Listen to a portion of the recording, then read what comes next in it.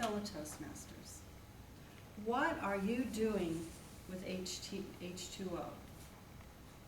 Obviously, we're in a drought, and we've been doing that for not 1, 2, but 4 years. And we really, really, really need to get serious about saving water. All of you have a fresh bottle of water in front of you. It's my gift to you. I would recommend you save it, and this time next year you'll probably be able to sell it for $100 because there's no trend in sight of our weather changing.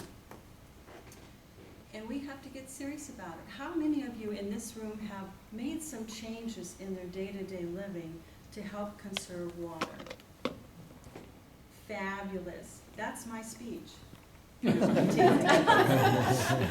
I'm here to help give some ideas, if you haven't been already, and it looks like all of you have, to conserve water. And I was looking at the Sacramento Bee this morning, and even the forest system is looking to ways to clean up the forest, clean out the waterways, to help capture more water that will filter down into our rivers and then eventually into our ocean. But we need water so bad that all agencies are looking for ways to do that.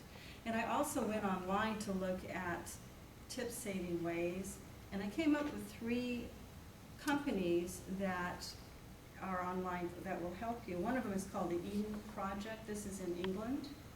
And they took a clay mining hole and cleaned it up, and they're finding ways to conserve water to help water the plants and make that particular clay mining hole beautiful and a tourist site.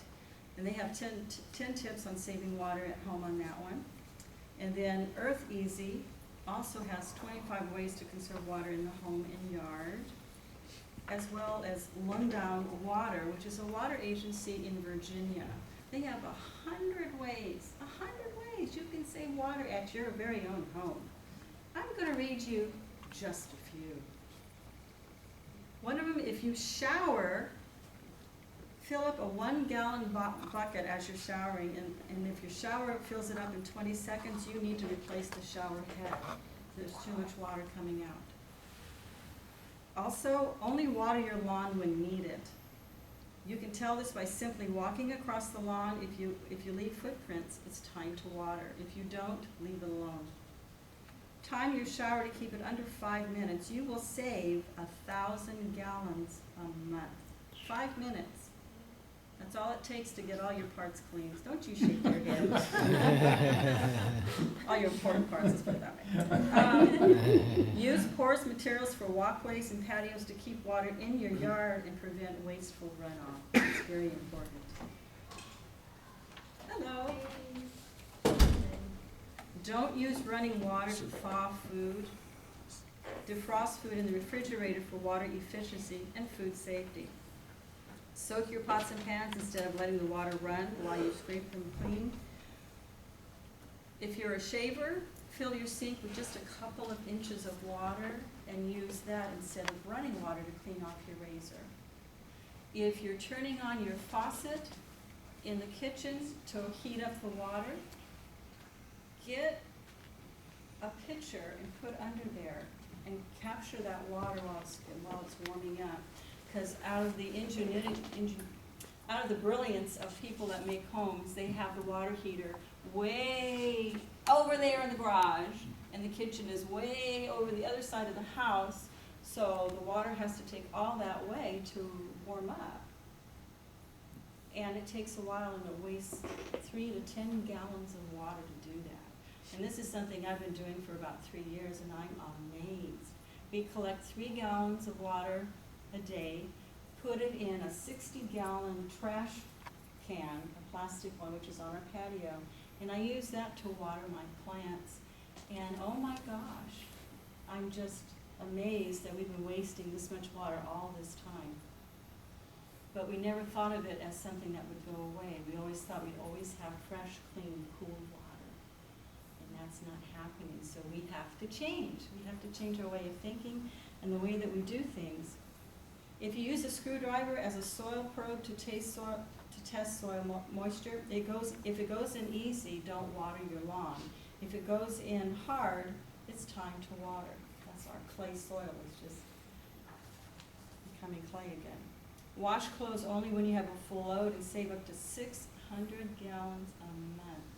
And make sure that you're washing your clothes in cold water.